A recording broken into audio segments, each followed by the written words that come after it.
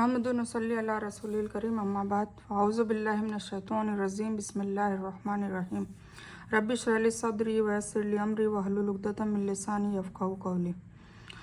अस्सलामु अलैकुम रहमतुल्लाहि व बरकातुहू। हमने अल्हम्दुलिल्लाह सूरतुल हुद जो पारा नंबर 12 में चल रहा है उसकी हमने 32 आयत कवर कर ली थी। मज़ीद हम आगे बढ़ते हैं। आऊज़ु बिल्लाहि मिनश शैतानिर रजीम बिस्मिल्लाहिर रहमानिर रहीम। जवाब दिया कि उसे भी अल्लाह ताला ही लाएगा अगर वह चाहे, और हाँ, तुम उसे मजबूर नहीं कर सकते और तुम्हें मेरी नसीहत कुछ भी फ़ायदा नहीं पहुंचा सकती, चाहे मैं जितना ही तुम्हारा खैर ख्वाह क्यों न हूँ। अगर अल्लाह की मर्जी तुम्हें भटकाने की हो, वही तुम सबका रब है और उसी की तरफ लौट कर जाओगे। देखा, मतलब हुजूर पाक सल्लल्लाहु अलैहि वसल्लम को भी कहा जा रहा है कि तुम ऐसे कह दो अपने लोगों को कि मैं तुम्हारे लिए कोई भी खैर ख्वाह नहीं हो सकता अगर अल्लाह की मर्ज़ी ना हो। तो अल्लाह की मर्ज़ी होगी तब जाके हमें किसी और से भी फ़ायदा पहुंचेगा।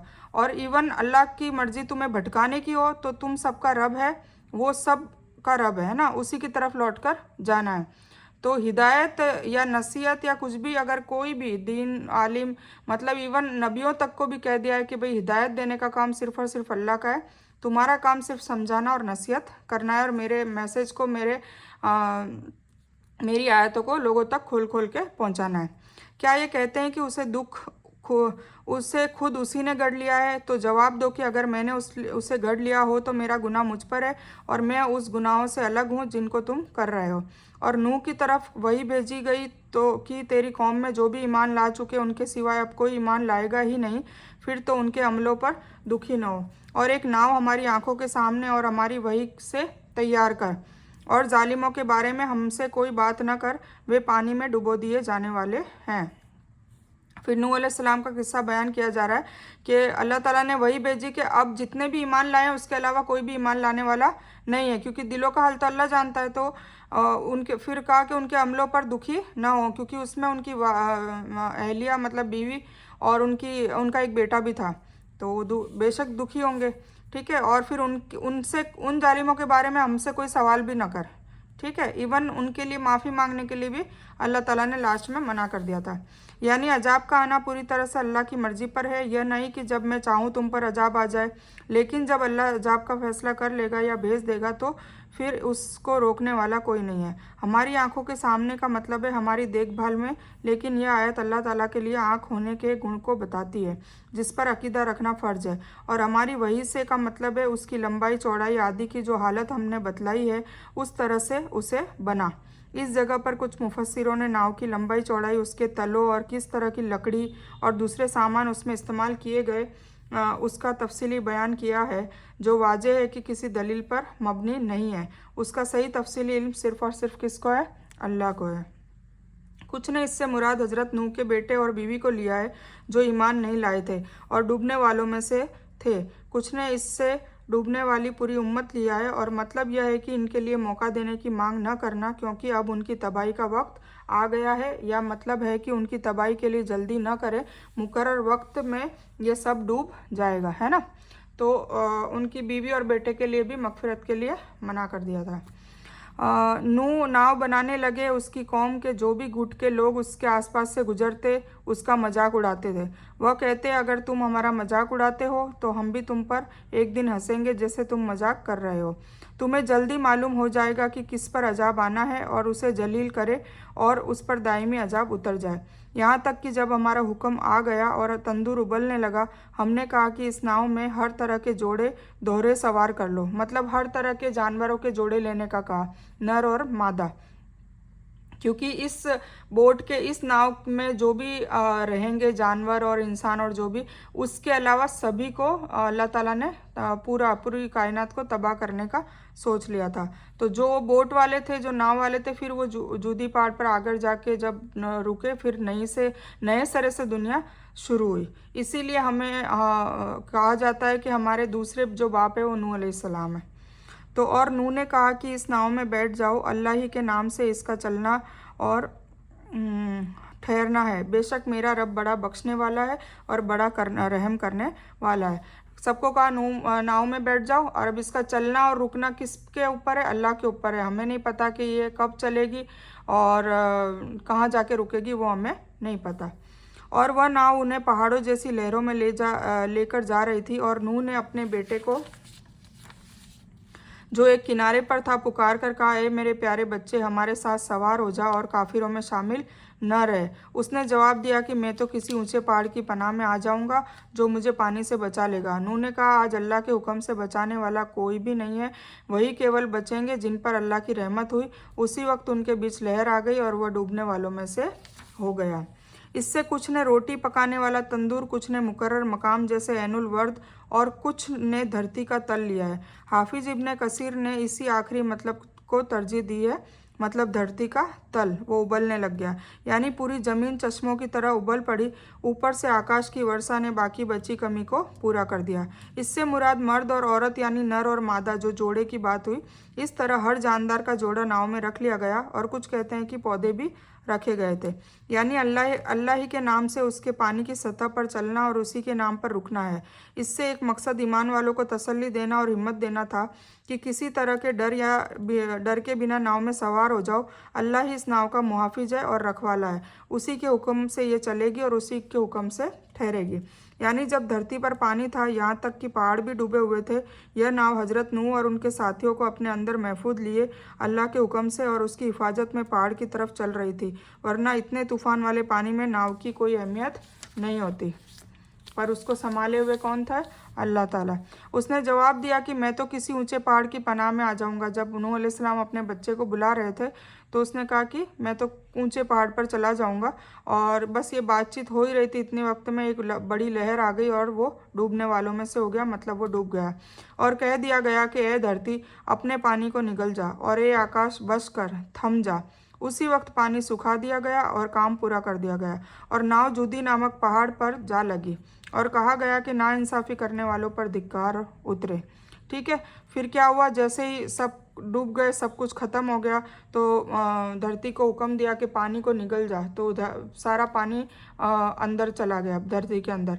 और बारिश को भी थमने के लिए कहा और एकदम से सब सूखा, मतलब सूखा दिया, बिल्कुल वापस जैसे दुनिया थी वैसे दुनिया बना दी।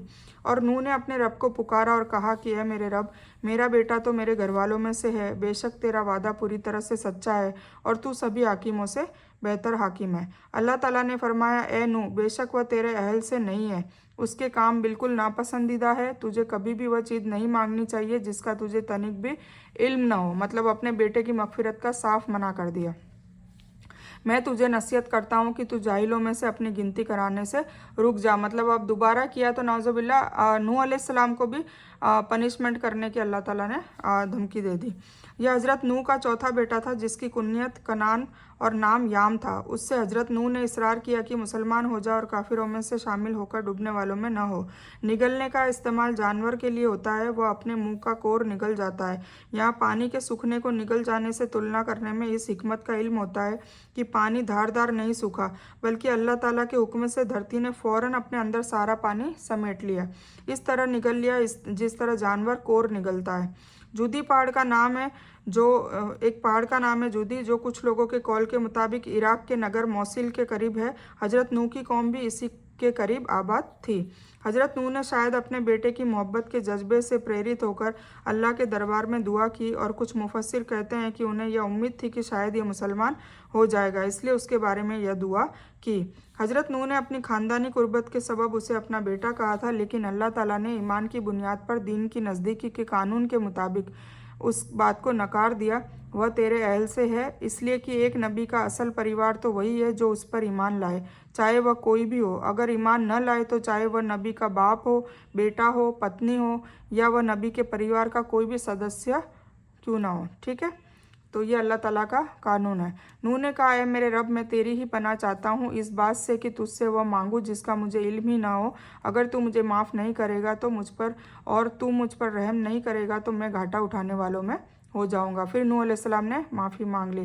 कहा गया कि नूह, हमारी तरफ से सलामती और उन बरकतों के साथ उतर जो तुझ पर है और तेरे साथ की बहुत सी उम्मतों पर, और बहुत सी वह उम्मत होंगी जिन्हें हम लाभ तो ज़रूर पहुंचाएंगे, लेकिन फिर हमें उन्हें हमारी तरफ से दुखदाई अजाब भी पहुँचेगा। ठीक है ना, मतलब फिर बता दिया कि अब तुम बसो फैलो दुनिया में, क्योंकि कुछ चंद लोग ही थे पूरी दुनिया में, फिर उनसे दुनिया फैली।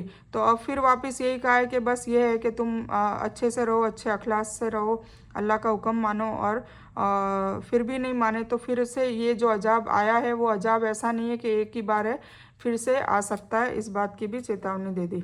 यह खबर गैब की खबरों में से है जिनकी वही हम आप तक आपकी तरफ करते हैं। इन्हें इससे पहले ना आप जानते थे और ना आपकी कौम, इसलिए आप सब्र करें, यकीन कीजिए कि नतीजा परहेजगारों के लिए ही है। और आद कौम की तरफ उनके भाई हूद को हमने भेजा। ये सूरह हूद है। हूद का नाम सूरह हूद का इस सूरह का नाम हूद इसलिए रखा है कि इसमें हूद अलैहिस्सलाम का जिक्र है जो आद कौम के नबी थे। ठीक है, तो अब इनका जिक्र आ रहा है, इसीलिए इस सूरह का नाम भी हूद रखा गया है। और आद कौम की तरफ उनके भाई हूद को हमने भेजा। उसने कहा, मेरी कौम के लोगों, अल्लाह ही की इबादत करो, उसके सिवाय कोई माबूद नहीं, तुम तो सिर्फ बहतान लगा रहे हो। मेरी कौम के लोगों, मैं तुमसे इसकी कोई उजरत नहीं मांगता, मेरा बदला उसके ऊपर है जिसने मुझे पैदा किया है, तो क्या फिर भी तुम अकल से काम नहीं लेते? और है मेरी कौम के लोगों, तुम अपने रब से अपने गुनाहों की माफ़ी मांगो और उसके दरबार में तौबा करो, ताकि वह वर्षा वाले बादल तुम पर भेज दे और तुम्हारी ताकत में और इजाफा करे और तुम गुनहगार होकर मुंह ना मोड़ो। उन्होंने कहा कि ए हूद, तू हमारे पास कोई दलील तो लाया नहीं, और हम केवल तेरे कहने से अपने देवताओं को छोड़ने वाले नहीं, और न हम तुझ पर ईमान लाने वाले हैं, बल्कि हम तो यही कहते हैं कि तू हमारे किसी देवता को के बुरे झपेटे में आ गया है। उसने जवाब दिया कि मैं अल्लाह को गवाह बनाता हूँ और तुम भी गवाह रहो कि मैं तो अल्लाह के सिवाय उन सब से अलग हूँ जिन्हें तुम साझीदार बना रहे हो। अच्छा, तुम सब मिलकर मेरे खिलाफ बुराई कर लो और मुझे कभी भी मौका ना दो। मेरा भरोसा केवल अल्लाह ताला पर ही है जो मेरा रब है, तुम सबका रब है। जितने भी चलने फिरने वाले हैं सबका मस्तक वही थामे हुए हैं। बेशक मेरा रब बिल्कुल सीधे रास्ते पर है। फिर भी तुम मुंह फेरते हो तो फेरो, मैं तो तुम्हें वह पैगाम पहुंचा चुका जो देकर मुझे तुम्हारी तरफ भेजा गया था। मेरा रब तुम्हारी जगह पर दूसरे लोगों को कर देगा अगर तुम उसका कुछ भी ना बिगाड़ सकोगे। बेशक मेरा रब हर चीज़ का मुहाफिज है। और जब अल्लाह हमारा हुक्म आ पहुंचा तो हमने हूद को और उसके मुसलमान साथियों को अपनी खास रहमत से नजात अता की और हमने उन सब को घोर अजाब से बचा लिया। ये जो आद कौम थी ना, ये सबसे ताकतवर थी। इनकी हाइट ही बताई जाती है रिवायतों में कि है ना 130 और 90, 130, 140 फीट के इतने लंबे, मतलब हमारे घर भी नहीं होते। पहाड़ों जितनी इनकी ऊंचाइयाँ और ये सब, मतलब बहुत ताकतवर। तो इन लोगों को अपनी उस पर घमंड था और उनको अल्लाह ताला ने एक नेमत दी थी, इनको टैलेंट दिया था कि पहाड़ों को तराश के भी बड़े बड़े महलात और बना लेते थे। तो बस यही है कि जब हूद अलैहिस्सलाम इनकी कौम में बनकर आए नबी और इन्होंने तौहीद की दावत दी तो उन्होंने भी इनकी दावत को नकारा और फिर इनके ऊपर भी अजाब आया। ठीक है, तो क्या अजाब आया? यह थी आद की कौम जिन्होंने अपने रब की आयतों को नकार दिया और उसके रसूलों की नाफरमानी की और हर सरकश नाफरमान के हुक्मों का पालन किया, और दुनिया में भी उनके पीछे धिक्कार लगा दी गई और क़यामत के दिन भी। देख लो, आद की कौम ने अपने रब से कुफ्र किया, हूद की कौम आद पर लानत हो। सख्त अजाब से मुराद वही तेज हवा का अजाब है जिसके जरिए हजरत हूद की कौम आद को तबाह कर दिया गया और जिससे हजरत हूद और उन पर ईमान लाने वालों को बचा ले गया। हमेशा जब भी अजाब आता था तो उस कबीले में से जो भी नेक इंसान होते थे और उनके रसूल और नबी, उनको पहले ही वही भेजी जाती थी कि अब अजाब आने वाला है तो अब तुम लोग ये बस्ती को छोड़कर चले जाओ। आद की और केवल एक नबी हजरत हूदी भेजे गए थे, लेकिन यहाँ अल्लाह ताला ने फरमाया कि उन्होंने रसूलों की नाफरमानी की। इससे या तो यह मतलब हो कि एक रसूल को जुटलाना यह हुआ जैसे सभी को जुटलाया गया, क्योंकि सभी रसूलों पर ईमान लाना फ़र्ज है, या यह मतलब है कि यह समाज अपने कुफ्र और इनकार में इतनी बढ़ गई थी कि अगर हजरत ऊद के बाद कोई रसूल भी भेजते तो यह समुदाय सबको जुटलाता और इससे कभी यह उम्मीद नहीं थी कि वह किसी भी रसूल पर ईमान ले आता। या मुमकिन है कि और भी नबी भेजे गए हों और उस समुदाय ने हर एक को जुटलाया हो। लानत का मतलब है अल्लाह की रहमत से दूरी, नेकी के कामों से महरूम और लोगों की तरफ से लानत और मलामत। दुनिया में यह लानत इस तरह की ईमान वालों में इनका बयान हमेशा लानत और विलगाव के रूप में होगा, और क़यामत में इस तरह की वहाँ सभी के सामने जिल्लत और रुसवाई का सामना करेंगे और अल्लाह के अजाब में फंसेंगे। ये लानत का मतलब होता है। और समूद की कौम, अब सालेह अलैहिस्सलाम की कौम के बारे में बताया जा रहा है। जो समूद की कौम है, इसमें सारे ही नबियों की मतलब छोटी मोटी घटना के बारे में बताया, ताकि हम लोग उससे सबक हासिल करें। ठीक है। तो और समूद की कौम की तरफ उनके भाई साले को भेजा। उसने कहा कि ए मेरी कौम के लोगों, तुम अल्लाह की इबादत करो, उसके सिवाय तुम्हारा कोई माबूद नहीं। उसी ने तुम्हें धरती से पैदा किया है और उसी ने तुम्हें इस धरती पर बसाया है, इसलिए तुम उससे माफ़ी मांगो और उसकी तरफ तौबा करो। बेशक मेरा रब तौबा को कबूल करने वाला निकट है। उन्होंने कहा, ए साले, इससे पहले हम तुमसे बहुत सी उम्मीदें लगाए हुए थे। क्या तू हमें उनकी इबादत से रोकता है जिनकी पूजा इबादत हमारे बाप दादा करते चले आए हैं? हमें तो इस दिन में शक है जिसकी तरफ तू हमें बुला रहा है। हर कौम में यही है कि हम अपने बाप दादा के जो बाप दादा करता है वो नहीं छोड़ेंगे। और बाप दादा क्या करते थे? मूर्ति पूजा। उसने जवाब दिया कि ए मेरी कौम के लोगों, ज़रा बताओ तो, अगर मैं अपने रब की तरफ से किसी ख़ास दलील पर हुआ और उसने मुझे अपने पास से रहमत अता की हो, फिर अगर मैंने उसकी नाफरमानी की, तो कौन है जो उसके सामने मेरी मदद करे? तुम तो मेरे नुकसान ही में इजाफा कर रहे हो। यानी शुरू में ही तुम्हें धरती से पैदा किया, वह इस तरह कि तुम्हारे बाप आदम की पैदाइश मिट्टी से हुई और सभी इंसान आदम के वंश में पैदा हुए। इस तरह सभी इंसानों की पैदाइश धरती से हुई। या इसका मतलब ये है कि तुम जो कुछ खाते पीते हो सब धरती से पैदा होता है और उसी खुराक से वीर्य बनता है जो माँ के गर्भाशय में जाकर इंसान के वजूद का सबब बनता है। यानी पैगंबर अपनी कौम में चूँकि किरदार, अखलाक, इंसाफ और सच्चाई में बेहतर होते हैं, इसीलिए कौम की उससे अच्छी उम्मीदें वाबस्ता होती है।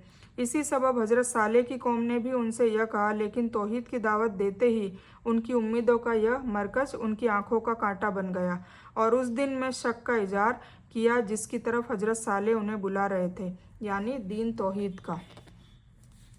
मतलब जो रसूल और नबी बनाया जाता था वो ऑलरेडी उस बस्ती में एक अच्छे किरदार का ही इंसान होता था, और फिर उनको रिसालत दी जाती थी, नबूवत दी जाती थी। तो उससे पहले तो लोग उनसे बहुत मोहब्बत कर रहे होते थे, और वो एलिट क्लास के ज़्यादातर लोगों को ही बनाया गया कुछ, तो उसमें वो इज्जत भी करते थे, रुतबा भी था उनका।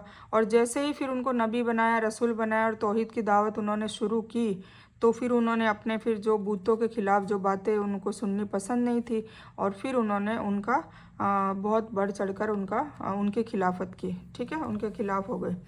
और ए मेरी कौम वालों, ये अल्लाह की भेजी हुई ऊँटनी है जो तुम्हारे लिए एक मौजिज़ा है। अब तुम इसे अल्लाह की धरती पर खाती हुई छोड़ दो और उसे किसी तरह की तकलीफ़ ना पहुंचाओ, वरना जल्दी ही तुम्हें अजाब पकड़ लेगा। अब इस कौम में अल्लाह ताला ने एक आजमाइश भेजी थी। एक ऊँटनी जिंदा मतलब हयात पैदा की हुई जन्नत से उतारी थी, और वो आजमाइश क्या थी कि एक दिन जो पानी तालाब में से पीने का और जो फसल खानी थी वो एक दिन ऊँटनी का था पानी का बारी, और एक दिन मतलब पूरा दिन ऊँटनी का था, अकेली ऊँटनी का, और एक दिन बस्ती वाले लोग उस पानी को ले सकते थे। तो फिर भी उन लोगों ने उस ऊँटनी के पैर काट कर, फिर क्या हुआ, वो अड़चन बन रही थी कि भाई पूरा एक दिन पानी नहीं ले सकते थे। तो ये आजमाइश थी, अल्लाह ताला तो बस अपना हुक्म देख रहा था कि मानते हैं या नहीं मानते। तो उन्होंने नहीं माना और एक बंदे ने उसको मार डाला। तो इस पर साले ने कहा, अच्छा तो तुम अपने घरों में 3 दिन तक रह लो, यह वादा झूठा नहीं है। मतलब फिर साले अलैहिस्सलाम को वही आ गई कि अब इन पर अजाब आएगा तो तुम चले जाओ, ठीक है, इस बस्ती को छोड़कर, और हम इनके पूरे पूरे शहर को ही ऊंधा कर देंगे।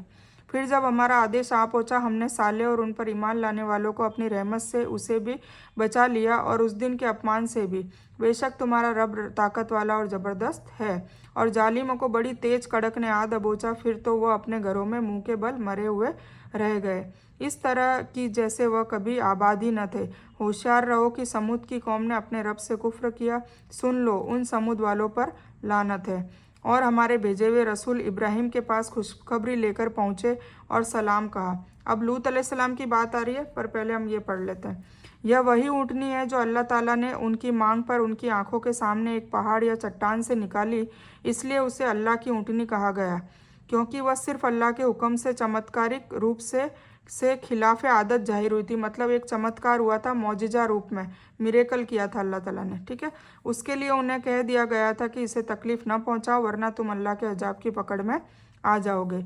यह हकीकत में अब लूत अलैहिस्सलाम के बारे में बात है। तो कैसे बात है? और हमारे भेजे हुए रसूल इब्राहिम के पास खुशखबरी लेकर पहुँचे और सलाम कहा। उन्होंने भी सलाम का जवाब दिया और बिना किसी ताखीर के गाय का भुना हुआ बच्चा ले आए। अब जो देखा कि उनके तो हाथ भी उसकी तरफ नहीं पहुंच रहे, तो उन्हें अनजान पाकर दिली दिल में उनसे खौफजदा होने लगे। उन्होंने कहा, डरो नहीं, हम तो लूत की कौम की तरफ भेजे हुए आए हैं। और उसकी बीवी जो खड़ी हुई थी वह हंस दी। तो हमने उसे इसहाक की और उसके बाद याकूब की खुशखबरी दी।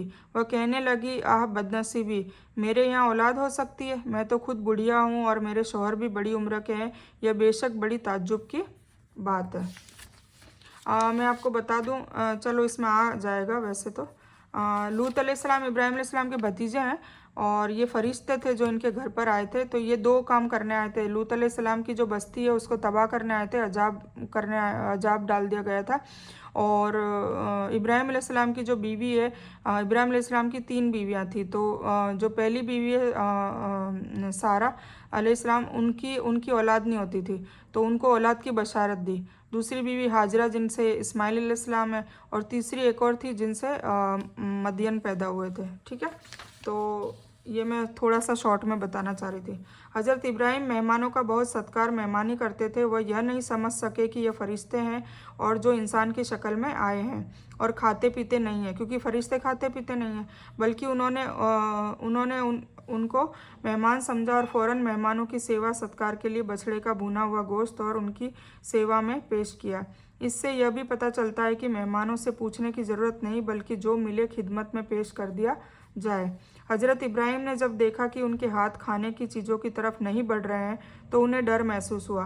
कहते हैं कि उनके यहाँ यह बात मशहूर थी कि आया हुआ मेहमान अगर खाने का फ़ायदा न उठाए, मतलब खाना न खाए, तो समझा जाता था कि आने वाला मेहमान अच्छे इरादे से नहीं आया है। इससे यह भी मालूम हुआ कि अल्लाह के पैगंबरों को गैब का इल्म नहीं होता है ना। इब्राहिम अलैहिस्सलाम भी रसूल पैगंबर थे, तो उनको तो गैब का इल्म होना चाहिए ना, पर उनको वही इल्म होता है जो वही आती है। मतलब जो मैसेज अल्लाह ताला पहुंचाना चाहता है जिस बात का, उसी गैब को वो जानते हैं। ठीक है, बाकी ऐसा नहीं कि बस 24 घंटे वो हर गैब को जानते थे, ऐसा नहीं होता था। तो कोई भी नबी, इवन रसूलुल्लाह सल्लल्लाहु अलैहि वसल्लम के बारे में भी यही बात थी जो कुरान में बार बार आएगी। तो कहने का मतलब है गैब को जानने वाला सिर्फ और सिर्फ कौन है? अल्लाह रब्बुल इज़्ज़त। तो आने वाला मेहमान अच्छे इरादे से नहीं आया। इससे यह भी मालूम हुआ कि अल्लाह के पैगंबरों को गैब का इल्म नहीं होता। अगर इब्राहिम अलैहिस्सलाम गैब के जानने वाले होते तो बछड़े का भुना हुआ गोश्त भी न लाते और उनसे डरते भी नहीं। हज़रत इब्राहिम की बीवी क्यों हंसी? कुछ लोग कहते हैं कि लूत की कौम के फसाद से वह भी अवगत थी, उनकी तबाही की खबर पाकर वह भी खुश हुई। कुछ कहते हैं कि इसलिए हंसी आई कि देखो आकाश से उनकी तबाही का फैसला आ चुका है और यह कौम अब भी बेफिक्र है। और कुछ कहते हैं कि इस हंसने का संबंध उस खुशखबरी से है जो फरिश्तों ने इस बूढ़े जोड़े को दी थी। क्या दी थी? कि तुम्हें इशाक होगा और इशाक के बाद फिर याकूब भी होगा। यह बीवी हजरत सारा थी जो खुद भी बूढ़ी थी और उनके शौहर हजरत इब्राहिम भी बूढ़े थे, इसलिए ताज्जुब एक आम बात थी जिसे उन्होंने जाहिर किया।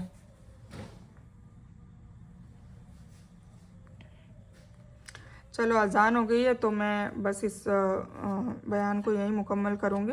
हम इंशाल्लाह नेक्स्ट में यही लूत अलैहिस्सलाम की ही चल रही है, तो वो हम कंटिन्यू रखेंगे। ठीक है। सूरह हुद में ज़्यादातर सारे नबियों और रसूलों की छोटी छोटी कहानियाँ हैं और उनके कौम ने जो गलतियाँ की है उसका तस्करा है, उस गुनाह का तस्करा है और उसके बाद उसके अजाब की बातें बताई है। ठीक है, तो इस बयान में कुछ भी दीन की अच्छी और हक बात आई हो सिर्फ और सिर्फ अल्लाह की तरफ से, और बुरी या गलत बात जो गलती से या जज्बात में आकर मेरे मुंह से कुछ भी गलत वर्ड या कोई बात निकल गई हो तो वो मेरी तरफ से है। और इस गलती के लिए मैं अल्लाह अज़्ज़ व जल से और आप सभी लोगों से माफ़ी की तलबगार हूँ। मैं कोई आलिमा नहीं हूँ, सिर्फ तालिब इल्म हूँ। मेरी कोशिश से आप सभी को नफ़े बख्श इल्म पहुँचाए और मैं आप लोगों की हिदायत और हिकमत में सदका जारिया बनूँ, बस मेरी यही तमन्ना है। आमीन सुम्मा आमीन या रब्बल आलमीन। रब्बना आतिना मिन लदुनका रहमतन व हय्यि लना मिन अमरिना रशदा। अल्लाहुम्मा सल्लि अला मुहम्मद व अला आलि मुहम्मद कमा सल्लैता अला इब्राहीम व अला आलि इब्राहीम इन्नका हमीदुम मजीद। अल्लाहुम्मा बारिक अला मुहम्मद व अला आलि मुहम्मद कमा बारकता अला इब्राहीम व अला आलि इब्राहीम इन्नका हमीदुम मजीद। व आखिरु दावाना अनिल हम्दुलिल्लाहि रब्बिल आलमीन।